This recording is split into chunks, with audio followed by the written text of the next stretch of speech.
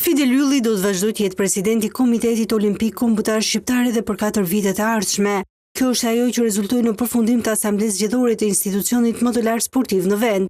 Fidel Ylli ishte kandidature vetme në këtë proces zgjedhor dhe votimi u bë me alternativat pro dhe kundër në këtë rast, me Yllin që fitoi me 64 vota pro dhe 3 kundër. Përpara se të bëjë votimi, Fidel Ylli mbajti fjalimin e tij teksa konfirmoi premtimin për projektin e një qyteti olimpik, një kompleks i madh sportiv ku përfshihen të gjitha sportet, për të cilin po kërkoi dhe mbështetja partnerëve si Arabia Saudite. Në asamblenë e mbajtur këtë të mërkur u zgjodh edhe zëvendës presidenti Kokshi dhe ai është presidenti i Federatës së Volejbollit Erlind Pëllumbi. Në fakt, zgjedhja e zëvendës presidentit të Kokshit pati një të papritur pasi presidenti i Federatës së Peshngritjes që ishte në garë me Erlind Pëllumbin u troq nga gara, kështu që ky i fundit u zgjodh në këtë post me 59 vota pro dhe 9 kundër.